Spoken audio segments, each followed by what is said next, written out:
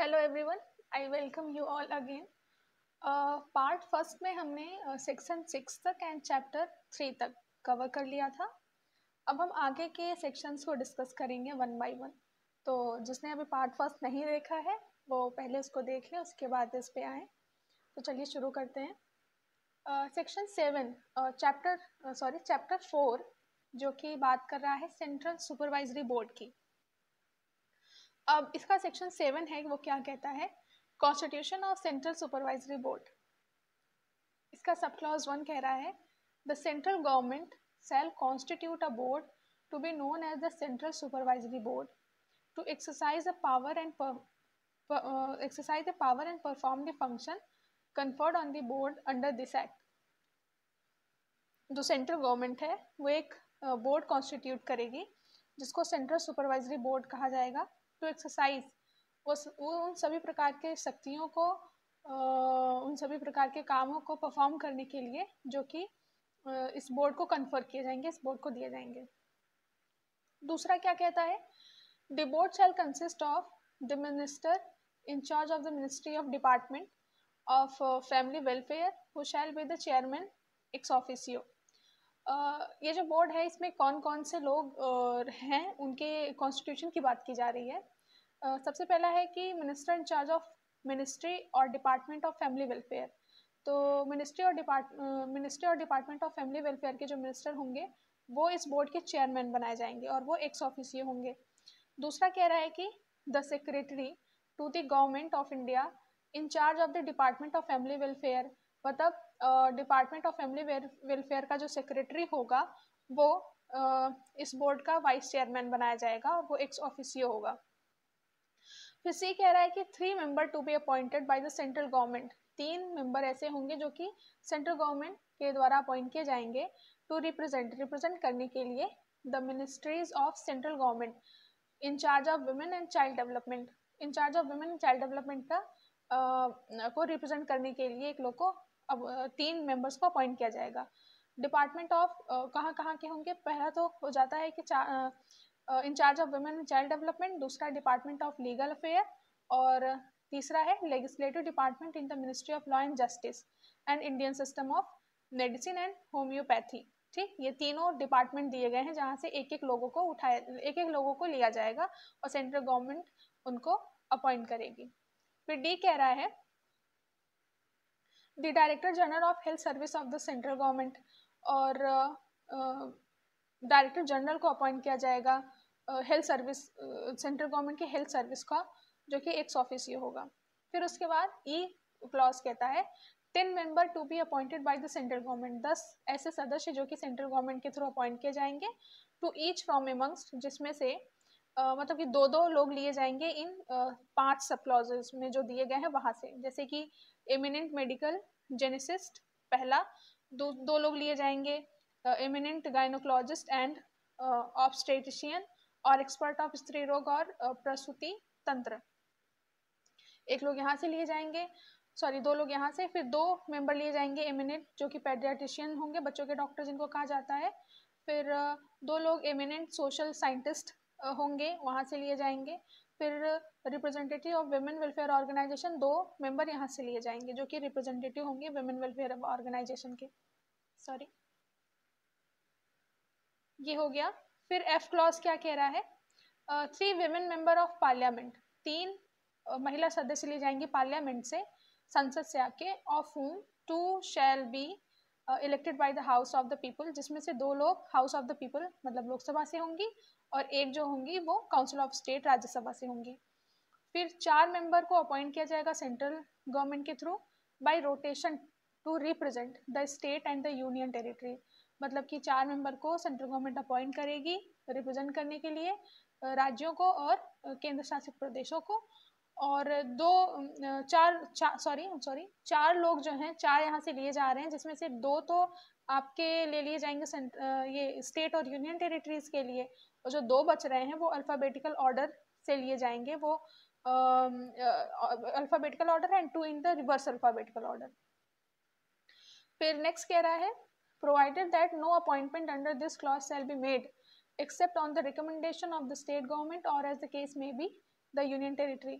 इसका प्रोविजन कहता है कि no appointment under this clause, कोई भी ऐसा अपॉइंटमेंट इस क्लॉज में नहीं किया जाएगा एक्सेप्ट बजाय on the recommendation of the state government के रिकमेंडेशन के अलावा, एज द केस में भी, या तो फिर अगर यूटीज है तो यूटीज के यूनियन टेरिटरी के रिकमेंडेशन के अलावा।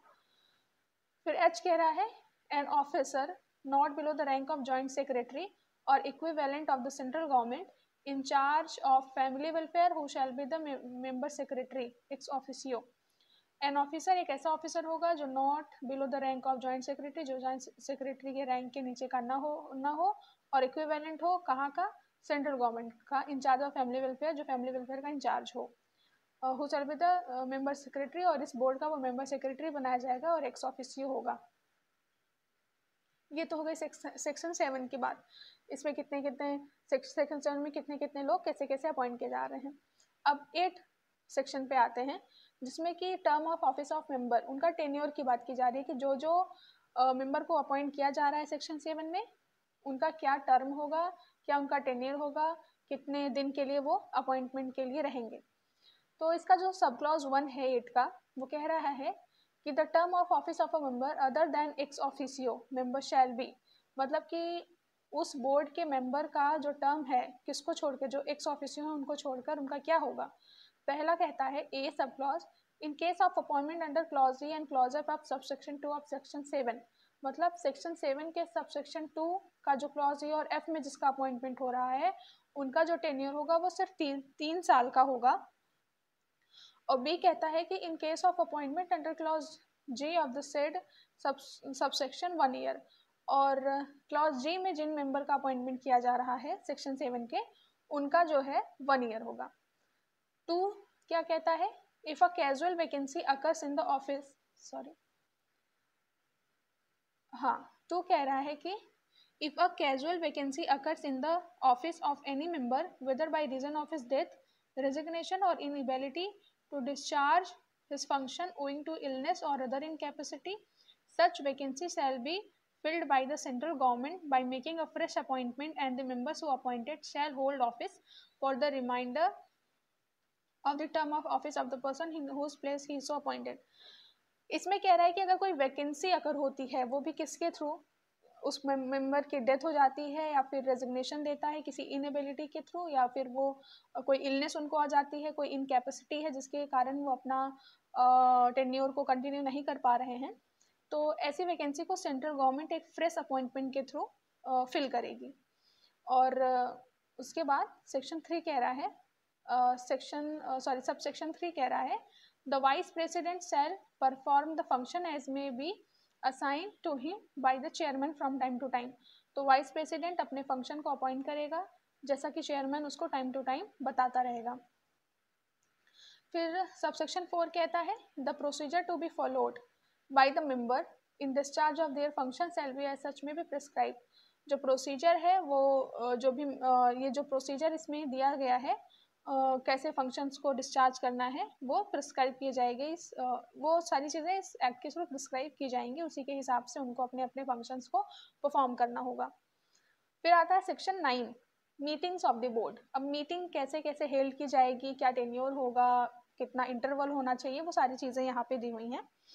पहला कह रहा है, जो इसका पहला सब क्लॉज है, वो कहता है कि the board shall meet at such time and place and shall observe such rule of proceeding in regard to the transaction of business at its meetings, including the quorum at such meeting as may be provided by regulation, provided that the board shall meet at least once in a 6 month।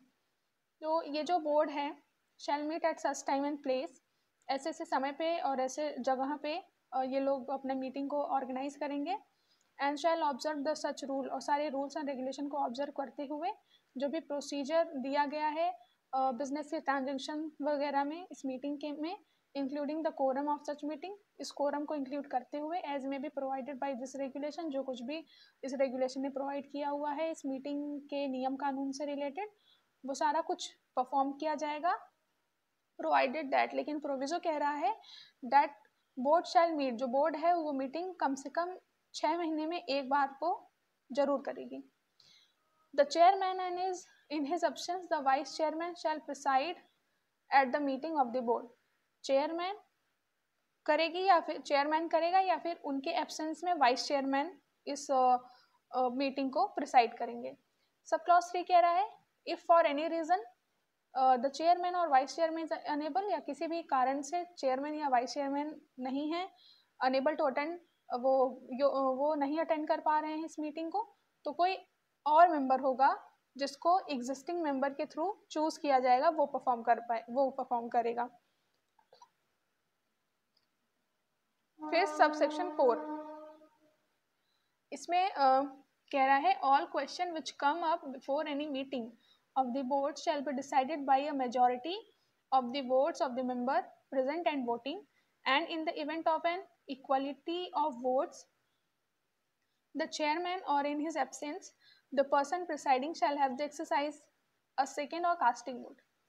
4 कह रहा है all question, किस हर तरीके का प्रश्न which come up before any meeting, जो किसी भी मीटिंग के सामने आती है, उस बोर्ड की मीटिंग के सामने आती है, शैल बी डिसाइडेड, उसको डिसाइड किया जाएगा by a majority of the vote of the member present and voting, जितने मेंबर प्रेजेंट हैं उनकी मेजॉरिटी के थ्रू, उनके वोटिंग के थ्रू, and in the event of an equality of vote, votes के इक्वालिटी पे भी निर्भर करेगा, द चेयरमैन और इन हिज एब्सेंस, या फिर चेयरमैन पे या फिर उनके एब्सेंस पे, द पर्सन प्रिसाइडिंग, जो पर्सन प्रिसाइड कर रहा है, जो पर्सन इस मीटिंग को हेल्ड कर रहा है, उनके थ्रू एक वोट को एक्सरसाइज सेकेंड और कास्टिंग वोट के थ्रू। सब क्लॉज 5 कह रहा है members other than ex officio member shall receive such allowances if any from the board as may be prescribe. Member other than ex officio member या उनके अलावा जो x officio member होंगे, वो सारे अलाउंसेस को, जो भी रेम्यूनरेशंस वगैरह होते हैं, वो रिसीव करेंगे बोर्ड जो प्रिस्क्राइब करेगा, जिस हिसाब से बोर्ड प्रिस्क्राइब करेगा उस हिसाब से वो अपना रिसीव करेंगे। फिर आते हैं सेक्शन 10 पे। सेक्शन 10 क्या कह रहा है, vacancies etcetera not to invalidate proceeding of the board. इसमें कहा जा रहा है कि जो भी वैकेंसीज हो रही हैं, नॉट टू इनवैलिडेट नहीं किया जाएगा प्रोसीडिंग, बोर्ड की प्रोसीडिंग होगा, कोई वैकेंसीज वगैरह हो रही हैं तो वो इनको इनवैलिडेट नहीं करेंगी, बोर्ड के प्रोसीडिंग को इनवैलिडेट नहीं करेंगे। No act or proceeding of the board shall be invalid merely by reason of, पहला है any vacancy in or any defect in constitution of the board, किसी भी वैकेंसी के कंडीशन में या कोई भी डिफेक्ट आता है अगर इन बोर्ड के कॉन्स्टिट्यूशन में, तो वो प्रोसीडिंग को इनवैलिडेट नहीं किया जाएगा। बी कह रहा है कि any defect in appointment of a person acting as a member of the board, कोई भी डिफेक्ट अगर हमें समझ में आता है किसी भी मेंबर के अपॉइंटमेंट से रिलेटेड, तो भी इनवैलिडेट नहीं किया जाएगा। Any irregularity in the procedure of the board not affecting the merit of the case, कोई भी ऐसी irregularity अगर आती है, कोई भी ऐसी irregularity अगर समझ में आती है बोर्ड के प्रोसीजर में, not affecting the merit of the case, अगर वो केस के मेरिट को अफेक्ट नहीं कर रही है, तब तक उसे इनवैलिडेट नहीं किया जाएगा। 11 में कह रहा है कि temporary association of person with the board for particular purposes. इसमें टेम्पोररी एसोसिएशन ऑफ पर्सन, कुछ ऐसे पर्सन्स को अस्थायी रूप से एसोसिएट कराने की बात की जा रही है उस बोर्ड में। पहला कहता है सब क्लॉज 1, द बोर्ड में एसोसिएट विद इटसेल्फ, जो बोर्ड है वो खुद से एसोसिएट कर सकता है, इन सच अ मैनर, ऐसे तरीके से, and for such purpose as may be determined by regulation, जो कि इस रेगुलेशन के थ्रू डिटरमिन की गई हुई हो। एनी पर्सन हु असिस्टेंस और advice it may desire in carrying out any the provision of this act, तो वो उनको एज अ टेम्पोररी एसोसिएशन के रूप में उनको लिया जा सकता है। फिर कह रहा है a person associated with it by the board under subsection 1 for any purpose shall have right to take part in discussion. उस जो टेम्पोररी एसोसिएशन उस पर्सन की गई है, उसके पास राइट होगा कि वो डिस्कशन में पार्टिसिपेट कर सकता है, जो भी रिलेवेंट पर्पज होंगे उसके, but shall not have right to vote, पर उसको राइट टू वोट नहीं है, उसको वोट करने का अधिकार नहीं है एट अ मीटिंग, उस बोर्ड के मीटिंग में, and shall not be member for any other purpose, किसी भी अन्य उद्देश्यों के लिए उस मेंबर को मेंबर नहीं समझा जाएगा। फिर सेक्शन 12 आता है जिसमें अपॉइंटमेंट और officers and other employ of the board की बात की गई है। इसको देखते हैं, इसमें क्या कह रहा है। सब क्लॉज 1 कहता है कि for the purposes of enabling it efficiently to discharge its function under this act, the board may, subject to such regulation as may be made in this behalf, appoint, whether on deputation or otherwise, such member of officers and other employees as it may consider necessary. ये कह रहा है कि for the purpose of enabling it efficiently to discharge, मतलब अच्छे से functions को discharge कराने के लिए इस एक्ट में बोर्ड में सब्जेक्ट टू सच रेगुलेशन, इस रेगुलेशन के तहत as may be made in this behalf, जो भी इनके बिहाफ पे बनाया जाता है वो अपॉइंट कर सकते हैं किसी भी ऑफिसर्स को या अदर एम्प्लॉय को, अगर वो चाहे, अगर उनको ऐसा नेसेसरी लगता है तो। प्रोवाइडेड दैट, इसका प्रोविजो क्या कहता है, that the appointment of such category of officers as may be specified in such regulation shall be subject to the approval of the central government। लेकिन ये जिस तरीके का भी अपॉइंटमेंट ये करने जा रहे हैं किसी भी ऑफिसर्स का या एम्प्लॉय का, वो सेंट्रल गवर्नमेंट के थ्रू अप्रूव्ड होना जरूरी है।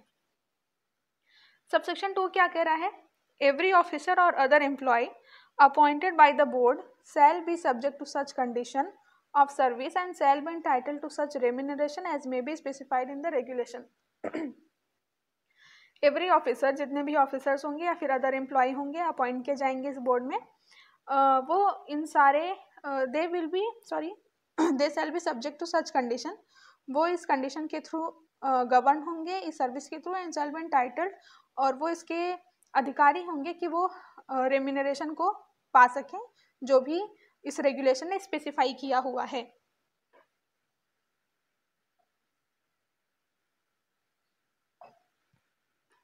नेक्स्ट सेक्शन देखते हैं इसका। नेक्स्ट जो सेक्शन है ये कह रहा है authentication of order and other instrument of the board. इसमें ऑथेंटिकेशन ऑफ द ऑर्डर और जो अदर इंस्ट्रूमेंट है बोर्ड के उसकी बात की जा रही है। तो क्या है कि इसमें all order and decision of the board, all orders and decisions of the board shall be authenticated, जितने भी ऑर्डर या डिसीजन है बोर्ड के वो ऑथेंटिकेट किए जाएंगे by the signature of the chairman, chairman के सिग्नेचर के थ्रू, और एनी अदर मेंबर, या फिर और किसी मेंबर को ऑथराइज किया गया है बोर्ड के द्वारा इस बिहाफ पे तो उसके through, and all other instrument issued by the board, जो भी इंस्ट्रूमेंट वगैरह हैं इस बोर्ड के रिलेटेड वो ऑथेंटिकेट किया जाएगा signature of the member secretary, वो मेंबर सेक्रेटरी के सिग्नेचर के थ्रू ऑथेंटिकेट किया जाएगा, और any other officer of the board, कोई अदर ऑफिसर भी हो अगर बोर्ड का, अगर उसको ऑथराइज किया गया है इस बिहाफ पे तो वो ऑथेंटिकेट कर सकता है।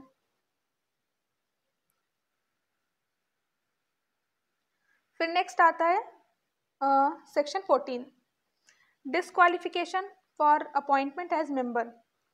इसमें है a person shall be disqualified for being appointed as a member if he, पहला है has been convicted and sentenced to imprisonment for an offence which in the opinion of the central government involve moral turpitude। ठीक, इसमें disqualification की बात की जा रही है कि ऐसे डिस्क्वालिफाइड कर दिए जाएंगे ऐसे अपॉइंटमेंट को अगर मेंबर इन सारे सब क्लॉज की कैटेगरीज में आते हैं। वो क्या क्या है, पहला तो कह रहा है कि has been convicted and sentence to imprisonment for on offence, अगर किसी ऑफेंस के अंडर उसे कन्विक्ट किया गया है या सेंटेंस किया गया है इम्प्रिजनमेंट का, और इन the opinion of the central government, अगर सेंट्रल गवर्नमेंट के ओपिनियन में ऐसा लगता है कि वो मोरल टर्पिट्यूड के अंडर में आता है तो उसको डिस्क्वालीफाइड कर दिया जाएगा। बी कह रहा है कि इज एन अनडिस्चार्ज इंसॉल्वेंट, अगर वो इंसॉल्वेंट घोषित कर दिया गया है, या फिर सी कह रहा है कि unsound mind and stand so declared by competent court, किसी कंप्टेंट कोर्ट के थ्रू अनसाउंड माइंड का डिक्लेयर कर दिया गया है। डी कह रहा है कि हैज़ बीन रिमूव्ड और dismissed from the service of the government, उसको रिमूव कर दिया गया है या डिसमिस कर दिया गया है गवर्नमेंट के सर्विसेज से या कॉरपोरेशन से जो कि ओन किया जा रहा है या कंट्रोल किया जा रहा है गवर्नमेंट के थ्रू। ये कह रहा है कि has in the opinion of the central government, central government के ओपिनियन में सच फाइनेंशियल और other interest in the board as is likely to affect prejudicially the discharge by him his function as member of. Central government के opinion के through अगर उनको ऐसा लगता है कि ये इसको फंक्शन को परफॉर्म करने के लायक नहीं है तो वो उनको डिस्क्वालीफाइड कर सकता है। फिर एफ कहता है has in the opinion of the central government has in the opinion of the central government been associated with use or promotion of prenatal diagnostic techniques for determination of sex with any sex selection techniques? अगर central government के opinion से इसे लगता है, उन्हें लगता है कि ये सेक्स सिलेक्शन टेक्निक्स में एसोसिएट रहा है, ऐसा किसी वर्क में इंडल्ज रहा है जो इस एक्ट के थ्रू एक ऑफेंस है, तो उसको डिस्क्वालीफाई कर दिया जाएगा। फिर नेक्स्ट आता है eligibility of member of reappointment, subject to the other terms and condition of services as may be prescribed, any person ceasing to be member shall be eligible for reappointment। जैसे कि हमने अभी 14 में पढ़ा कि कब उसको डिस्क्वालीफाई घोषित कर दिया जा रहा है, लेकिन 15 में कह रहा है कि पर्सन्स को हम रीअपॉइंट भी कर सकते हैं। लेकिन प्रोविजो क्या कह रहा है, provided that no member other than ex officer member, मतलब ऐसे एक्स ऑफिसर मेंबर को छोड़ करके कोई और भी मेंबर को 2 साल से ज़्यादा के कंसेक्यूटिव टर्म के लिए अपॉइंट नहीं किया जाएगा। 2 साल नहीं है यहाँ पे, मोर देन 2 कंसेक्यूटिव टर्म, मतलब 2 कंसेक्यूटिव टर्म के लिए अपॉइंट नहीं किया जाएगा। 16 कह रहा है फंक्शन ऑफ द बोर्ड।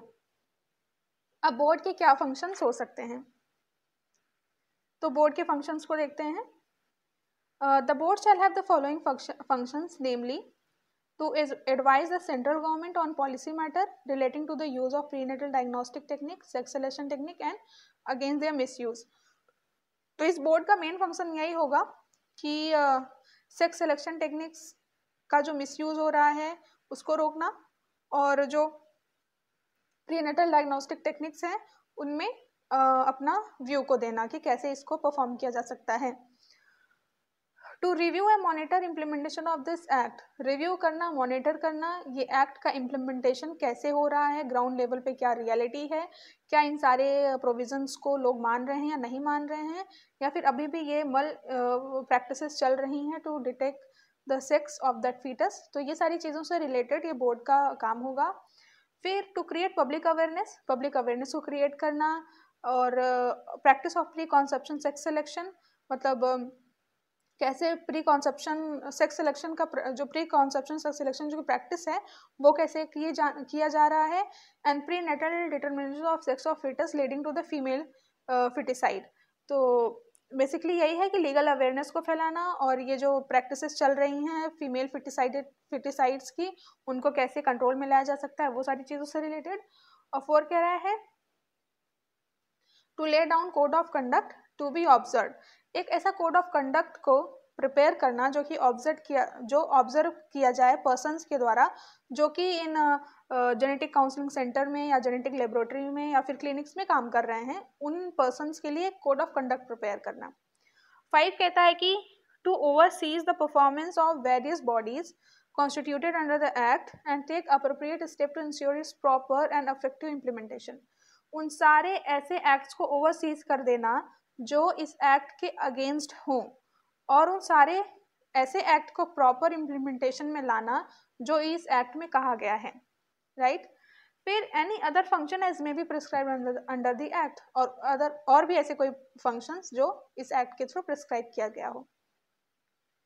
ये तो हो गया सेक्शन 16। अब हम आते हैं सेक्शन 16A। सेक्शन 16A क्या कहता है, constitution of state supervisory board and union territory supervisory board. अभी तक जैसे हमने सेंट्रल सुपरवाइजरी बोर्ड में पढ़ा ना, सेम चीज़ स्टेट और यूनियन टेरिटरीज में भी लागू होंगी।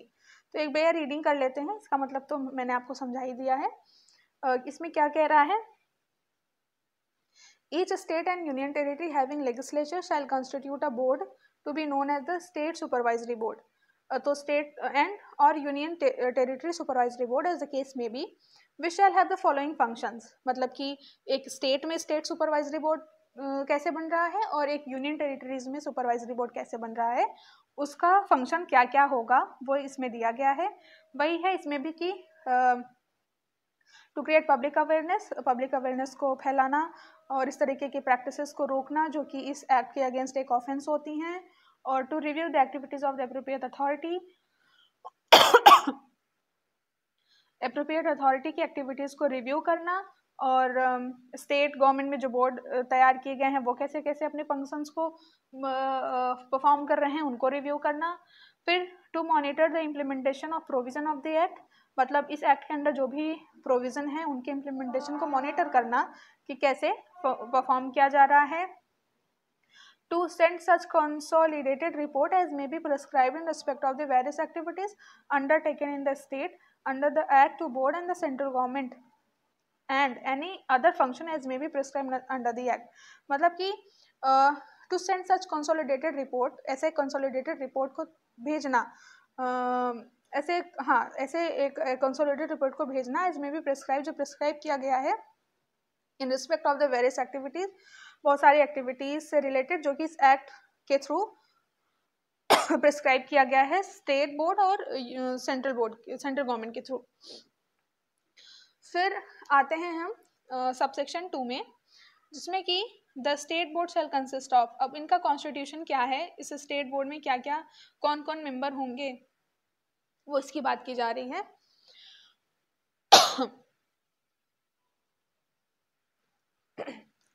इसका सब क्लॉज है, देखिए इसमें कह रहा है the minister in charge of health and family welfare in the state who shall be the chairperson. मतलब कि सेम जैसे हमने उसमें पढ़ा था ना, सेंट्रल गवर्नमेंट का कॉन्स्टिट्यूशन, सेंट्रल गवर्नमेंट बोर्ड का कॉन्स्टिट्यूशन से पढ़ा था, सेम वही इसमें भी है। तो इसको हम एक बेयर रीडिंग के थ्रू पढ़ लेंगे। इसमें कह रहा है कि जो मिनिस्टर होगा इन चार्ज ऑफ हेल्थ और फैमिली वेलफेयर का, वो चेयरपर्सन बनाया जाएगा, और जो सेक्रेटरी होगा in charge of department of health and family welfare का, वो वाइस चेयरपर्सन बनाया जाएगा।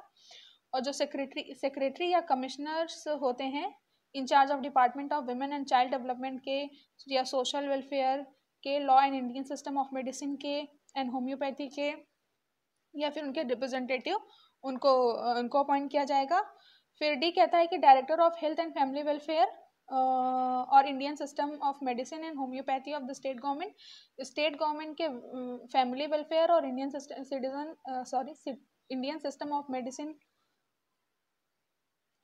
ऑफ मेडिसिन का जो होगा वो उसे एक्स ऑफिसियो बनाया जाए, उसको एक मेंबर अपॉइंट किया जाएगा एज एक्स ऑफिसियो। फिर 3 मेंबर ली जाएंगे लेजिस्लेटिव असेंबली और लेजिस्लेटिव काउंसिल से। जैसे कि 3 विमेन मेंबर हम ले रहे थे सेंट्रल बोर्ड में, वैसे ही 3 विमेन मेंबर हम यहाँ स्टेट बोर्ड में भी ले रहे हैं, जिसमें से कौन कौन लिया जा रहा है वो यहाँ पे दिया गया है। फिर एफ कह रहा है 10 member to be appointed by the state government. जो 10 मेंबर होंगे उनको स्टेट गवर्नमेंट के थ्रू अपॉइंट किया जाएगा, which two each shall be from the following. 10 लोगों को किया जाएगा, वो भी इन 5 जगहों से 2-2 लोगों को लिया जाएगा एज अ मेंबर। कहाँ से? इमिनेंट सोशल साइंटिस्ट और लीगल एक्सपर्ट होंगे वो। फिर eminent women activist from non government organisation से। फिर इमिनेंट गायनोकोलॉजिस्ट होंगी एंड ऑब्स्ट्रेशियंस होंगे और एक्सपर्ट होंगे, या स्त्री रोग या प्रसूति तंत्र से रिलेटेड जो होंगे वहाँ से लिया जाएगा। फिर इमिनेंट पेडियाट्रिशियंस होंगे, जो बच्चों के डॉक्टर होते हैं वो। फिर 5 कह रहा है कि इमिनेंट रेडियोलॉजिस्ट या सोनोलॉजिस्ट जो होंगे वो। फिर जी कहता है the state board shall meet, G कह रहा है कि an officer not below the rank of joint director in charge of family welfare who shall be the member secretary ex officio. इसमें कह रहा है एन ऑफिसर, एक ऐसा ऑफिसर जो not below the rank of joint director, जो joint director की rank के बिलो नहीं होगा, in charge of family welfare, उसको अपॉइंट किया जाएगा एज अ मेंबर सेक्रेटरी के रूप में। फिर तीसरा क्लॉज कहता है state board shall meet at least once in 4 month. जो स्टेट बोर्ड होगा कम से कम 4 महीनों में एक बार अपनी मीटिंग को कंडक्ट करेगा। फिर कह रहा है the term of office of member other than ex officio member shall be 3 year. अब इनमें टर्म की बात हो रही है कि जो ऑफिस ऑफ मेंबर का जो टर्म होगा एक्स ऑफिसियो मेंबर को छोड़ के वो 3 साल तक का होगा उनका टेन्योर। और कह रहा है 5वां, इफ़ अ वैकेंसी अगर किसी तरह की कोई वैकेंसी होती है, वैकेंट होती है सीट उनकी, तो in the office of any member, किसी भी मेंबर का other than ex officio member को छोड़कर इसको फिल किया जाएगा बाय फ्रेश अपॉइंटमेंट। 6 कह रहा है if a member of the legislative assembly और member of the legislative council who is a member of the state board, अगर लेजिस्लेटिव असेंबली या लेजिस्लेटिव काउंसिल का जो मेंबर होगा वो स्टेट बोर्ड का भी मेंबर होगा, तो वो बिकम्स मिनिस्टर और स्पीकर ऑफ डिप्यूटी स्पीकर। तो वो क्या होता है, मिनिस्टर होता है या फिर स्पीकर होता है या डिप्यूटी स्पीकर होता है उस लेजिस्लेटिव असेंबली का, या चेयरपर्सन होगा या फिर डिप्यूटी चेयरपर्सन होगा उस लेजिस्लेटिव काउंसिल का। तो C shall cease to be member of the state board, तो वो अपने आप स्टेट बोर्ड मेंबर का, स्टेट बोर्ड का जो कॉन्स्टिट्यूशन के अंदर जो मेंबर होता है वो उस मेंबरशिप से हट जाएगा।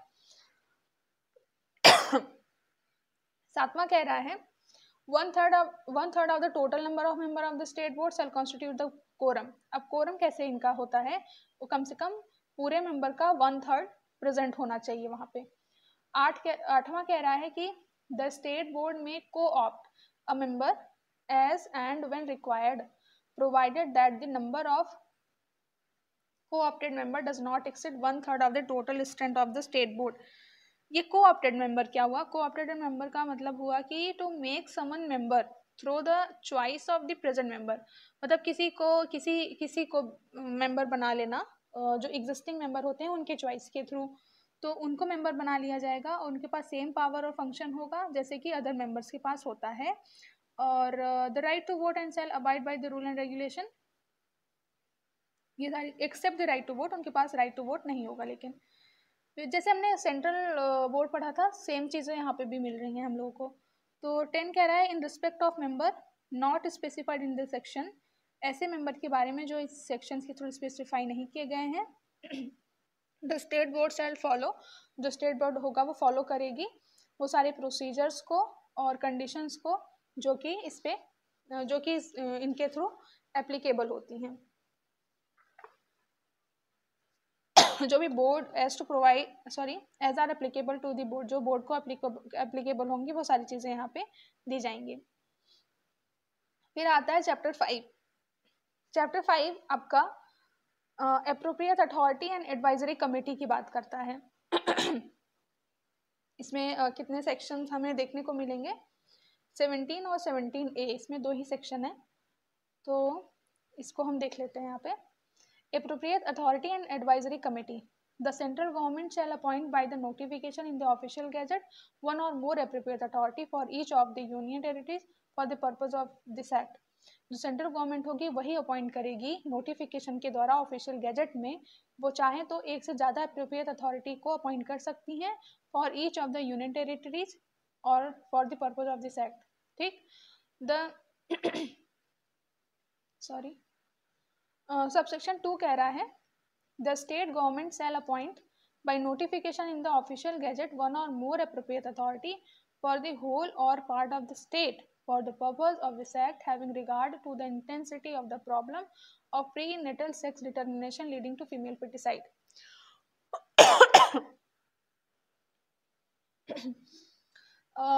सबसेक्शन 2 कहता है कि जो स्टेट गवर्नमेंट है वो अपॉइंट करेगी ऑफिशियल गैजेट में वन और मोर एप्रोप्रिएट अथॉरिटी। जैसे सेंट्रल गवर्नमेंट के पास पावर है वैसे स्टेट गवर्नमेंट के पास भी पावर है, वो एक से ज़्यादा एप्रोप्रिएट अथॉरिटी को यहाँ पे अपॉइंट कर सकते हैं पूरे स्टेट के लिए, for the part of the state के लिए और for the purpose of the act having regard to incentive और प्रॉब्लम, मतलब कि स्टेट के लिए वो अपॉइंट करेंगे जो इन सब प्रॉब्लम्स को फेस करने के लिए जो प्रीनेटल सेक्स डिटर्मिनेशन से जो ये सारी प्रैक्टिसेस परफॉर्म की जा रही हैं और फीमेल फर्टिसाइड को बढ़ावा दिया जा रहा है, उन सारी चीज़ों से रिलेटेड रहेंगी ये सारी बातें। फिर 3 कहता है कि the officers appointed as appropriate authority in the subsection 1 और subsection 2 shall be when appointed for the whole of the state और the union territory consisting the following 3 member. मतलब एप्रोप्रिएट अथॉरिटी का कॉन्स्टिट्यूशन की अब यहाँ बात की जा रही है, तो जब इनको अपॉइंट किया जा रहा है स्टेट या यूटीज के लिए तो उसमें कौन कौन से मेंबर्स होंगे। कह रहा है कि एन ऑफिसर और above the rank of the joint director और health and family welfare chairperson, तो एक ऐसा ऑफिसर और above the rank of the joint director, जो जॉइंट डायरेक्टर से एबव के रैंक का होगा वो चेयरपर्सन बनेगा। An eminent women representing women's organisation, और एक एमिनेंट वुमेन होंगी जो वुमेन ऑर्गेनाइजेशन को रिप्रेजेंट कर रही होंगी।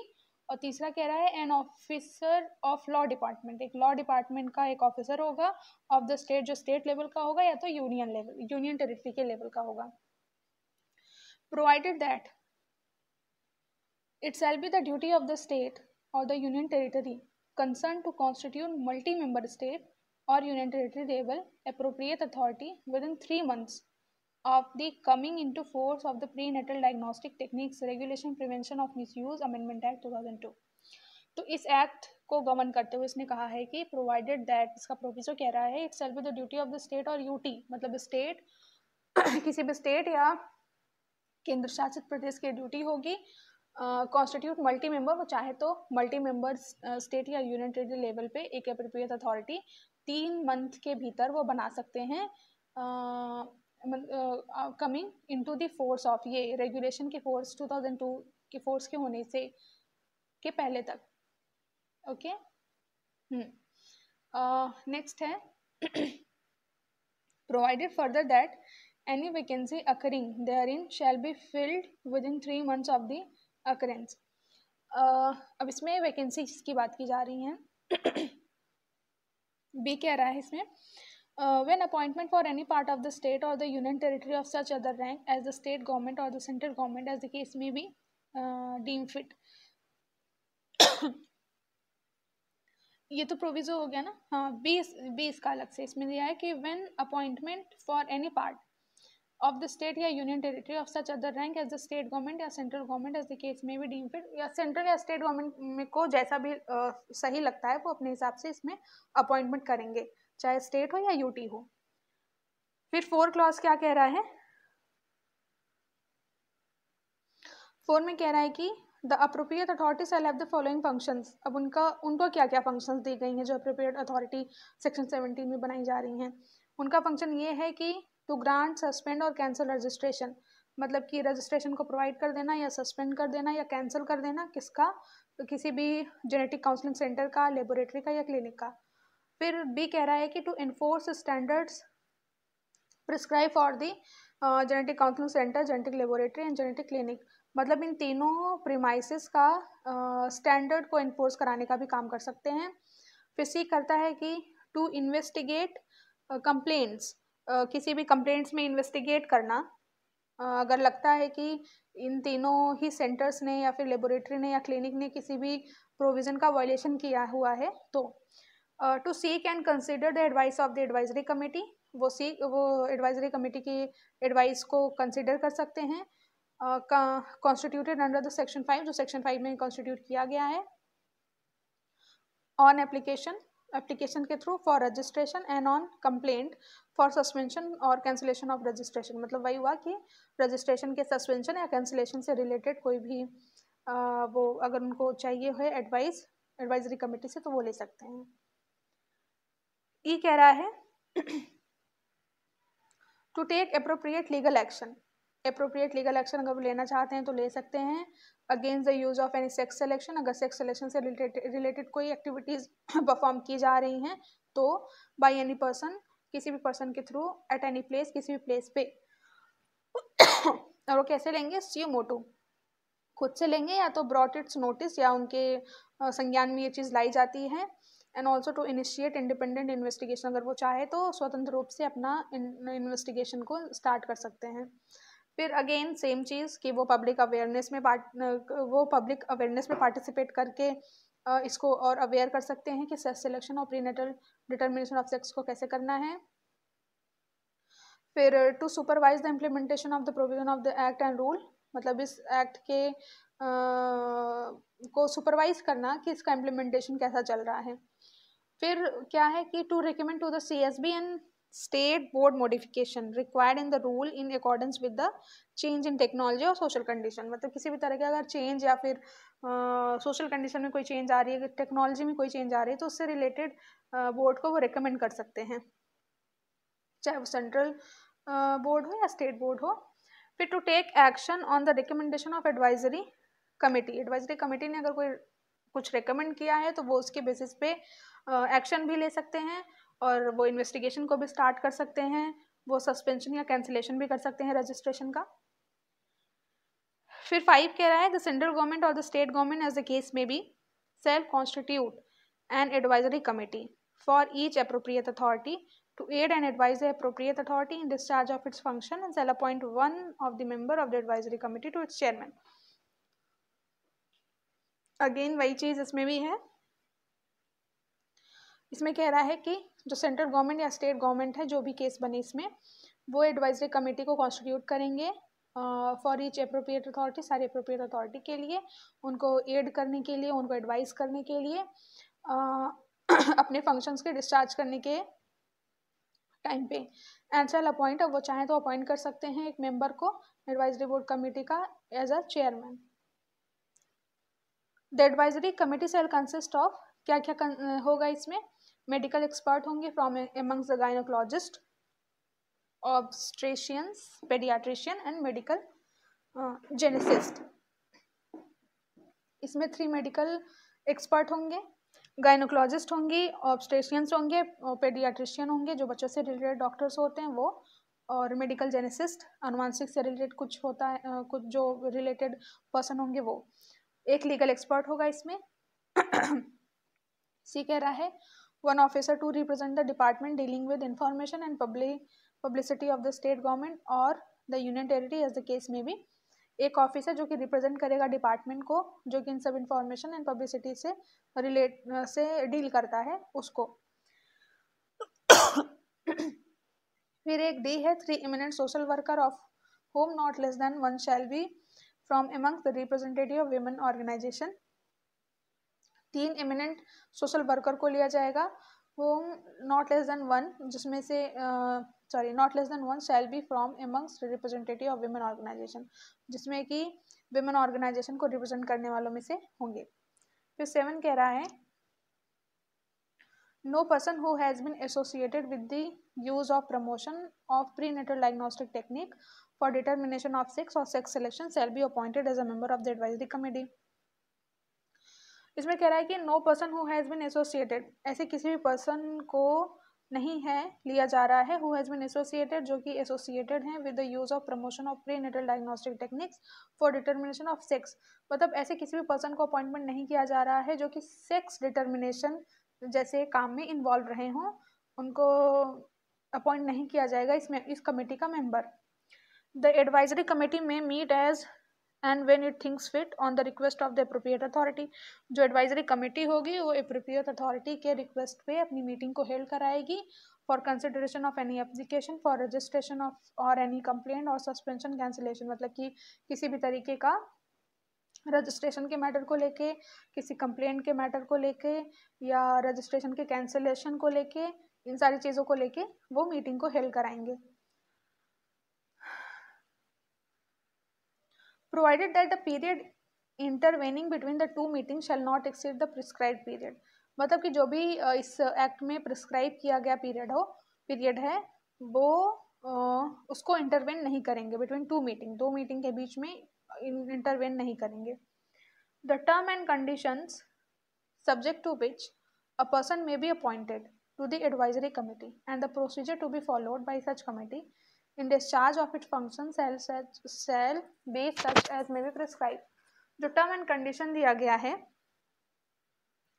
विच a person may be appointed, जिसमें कि पर्सन को अपॉइंट किया जा सकता है एडवाइजरी कमेटी का, एंड प्रोसीजर से जो भी रिलेटेड है टू बी फॉलोड, उसको फॉलो किया जाएगा बाई सच कमेटीज, कमेटी के through in the discharge of its functions, इनके कार्यों को डिस्चार्ज करने के लिए, and shall be as may be prescribe, जो भी इस एक्ट के थ्रू प्रिस्क्राइब किया जाएगा। फिर 17A कह रहा है पावर ऑफ एप्रोप्रिएट अथॉरिटी। अब इन एप्रोप्रिएट अथॉरिटी की पावर्स क्या हैं, तो appropriate authority shall have the power in respect of the following matter, namely कौन कौन से पावर दिए गए हैं इनको। पहला है summoning of any person who is in possession of any information related to the violation of provision of this act or the rule made in their under। कह रहा है कि इस एक्ट के अंदर किसी ने भी अगर इसमें जो प्रोविजन दिया हुआ है उनका वायलेशन कर रहा है तो उसको समन किया जाएगा। और प्रोडक्शन ऑफ एनी डॉक्यूमेंट, किसी भी डॉक्यूमेंट को प्रोडक्शन के लिए उसको कहा जाएगा कि आप डॉक्यूमेंट को प्रोड्यूस करिए, जिसको समन किया जा रहा है उसको प्रोडक्शन ऑफ डॉक्यूमेंट का भी ऑर्डर दिया जा सकता है। फिर सी कह रहा है इशूइंग सर्च वारंट को इशू करने के लिए, and any place suspected to be indulging in sex selection techniques और प्रीनेटल सेक्स डिटर्मिनेशन, मतलब कि ऐसे किसी भी प्लेस को सर्च वारंट इशू कर दिया जाएगा ऐसे भी प्लेस का जहाँ पे ऐसा सस्पेक्ट हो कि ऐसी जगहों पे सेक्स डिटर्मिनेशन जैसी चीज़ें प्रैक्टिसेस में हैं। फिर any other matter which may be prescribed, तो एनी अदर मैटर और भी किसी ऐसी चीज़ों से लेके जिसको प्रिस्क्राइब किया गया हो इस एक्ट के थ्रू। तो ये चैप्टर हमने डिस्कस कर लिया इस पार्ट में। तो आगे के जो सेक्शंस होंगे हम उनको नेक्स्ट वीडियो में देखेंगे। आप तब तक अपना रिवाइज कर लीजिए और नेक्स्ट वीडियो में मिलते हैं। Thank you so much.